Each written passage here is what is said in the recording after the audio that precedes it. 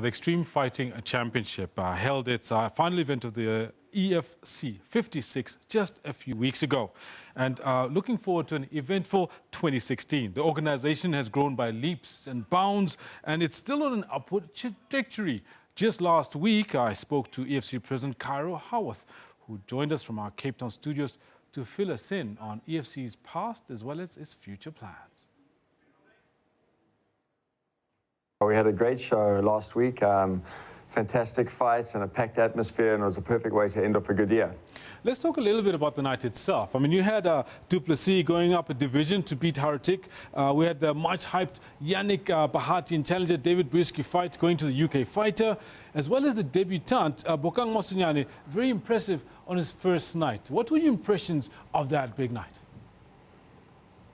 Yeah, it was really good. There was a lot of hype coming up to that event. You know, all the fans are talking about it. It was building up a lot. And it's so great when a hyped-up event delivers on the night. You know, every now and then you'll get an event where there's a lot of hype coming into it, and then the fights don't quite deliver. They end a bit quickly, or you know, and fans sometimes feel a bit disappointed. This was definitely not the case at EFC 56. A lot of hype coming into it, and huge action, and all the fans left there very happy. No, very good. I mean, would one say that this particular fight night has been a good summary of the rest of the year? I'd like to find out from you, what has 2016 been like for EFC? Oh, it's been awesome. It's been the best year by far in our organization. I think we're 7 or 8 years old now, and each year just gets better and better. We're still learning so much, still adding so much more to the shows, to the production. The level of the athletes are getting so much better. And you could really see it, like this last event, all the events this year. The level of the competition, the level of the performances that the athletes are putting on is really world class. All right, now tell me a little bit. The EFC has grown to become an international brand. It broadcasts to different nations. I mean, I think pretty much across the continent of Africa, you can definitely find EFC. We've got fighters coming in from the UK, for example, and other nations as well. Is this a reflection of the sport's growth? For sure. We get applications from athletes to compete from around the globe. I'm talking 10 applications a day. We've got athletes contracted from Las Vegas all the way through to New Zealand. And we're really spoiled for choice at the moment. We are one of the world's leading mixed martial arts organizations. The production of our show is really high quality. The way we look after our athletes is very good, you know, with their medical and their you know, everything from disability cover, just to the way that they're treated and promoted, the way we promote all these athletes really well. And because of that, we get the best of the best athletes wanting to fight at EFC, and we get to choose the cream of the crop, and hence why you get to see such great fights that you've been seeing. So now the question that's begged to be asked is then, how does one get into the mix? How does one qualify to be one of the fighters on Fight Night EFC? Yeah, it's like any professional sport. If you want to be competing at the top level of anything, you've got to be doing it 110%. You know, EFC, we've got the pick of the best mixed martial artists out there. So these guys are training 6 hours a day, 6 days a week. You know, they're not out when their friends are out drinking and clubbing or whatever. These guys are in the gym or getting an early night, getting some rest so they can train hard the next day. And it's really just putting in the time on the mat, putting in the time with the trainers, surrounding yourself with a good team, and building yourself up until you get to that level. So is it safe to say that the sport has actually lost its image and the stigma of it being a sport for rough people, for brutes? Yeah, I mean, I would say that that's quite a few years back that we kind of shook that off. You know, in the beginning, that was, call it the uneducated perception of the sport. But certainly, if you're looking at the athletes that are competing now, they've got to be proficient in 4 or 5 Olympic sports to compete at this level. So they're training in boxing, judo, you know, taekwondo, Muay Thai, wrestling, jiu-jitsu, and then conditioning and fitness on top of that. So just a level of commitment in order to get to that point. It's a complete, yeah, I mean, these are real athletes and real mixed martial artists. So now one of the things, reasons that the sport of boxing has seen a decline, people are, well, at least in popular culture, people are saying it's because of the rise of MMA. What do you say about that?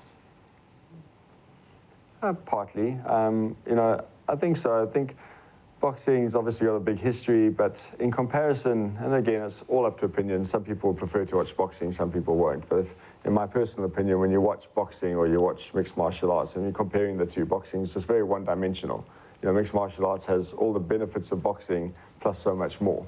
And it really is, it's a lot more instant gratification. The fights often end a lot quicker, more exciting. So I think it's just got a much bigger and wider appeal, and certainly to the youth that is coming through. You know, the youth that come through nowadays, when they're watching sport, they don't want to watch long bouts, 12-round fights where no one gets knocked out at the end. That's a typical boxing fight where it goes to points, whereas mixed martial arts, that never really happens.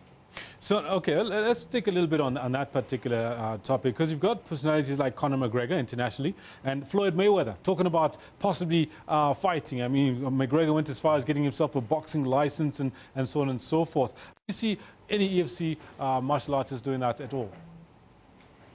We've had a lot of, at the moment it's always coming the other way around, so we have a lot of ex-professional boxers coming over and moving to mixed martial arts, like Elvis Moyo, for example. He's was an African heavyweight boxing champion, and with the rise of EFC and mixed martial arts, he's converted over and now he's a full-time EFC athlete and he just competes in mixed martial arts. And we see the same with, you know, kickboxing and karate guys and judo, all moving over to mixed martial arts, because it is the platform at the moment that gives, certainly in Africa, that gives people a place where they can do it professionally, whereas most of those other sports you can't do it professionally. I think for guys going the other way, in Africa, not so much. You know, internationally, and even internationally, not so much. I think the Conor McGregor, Floyd Mayweather's once-off, you know, what do we call it, dream fight, and they're just there for, you know, they want to do it for the money. It's not as if Conor's looking to become a professional boxer full-time. No, I get that. Cairo, in closing, can you just give us an idea, would you support a push to have the MMA in the Olympics? And if so, how would you propose it works? Yeah, it's an interesting argument, and I think we would. It would, again, it would more legitimize the sport, and it would bring a whole new fan base to watch it, just because the Olympics has got such a big viewership and such a big audience.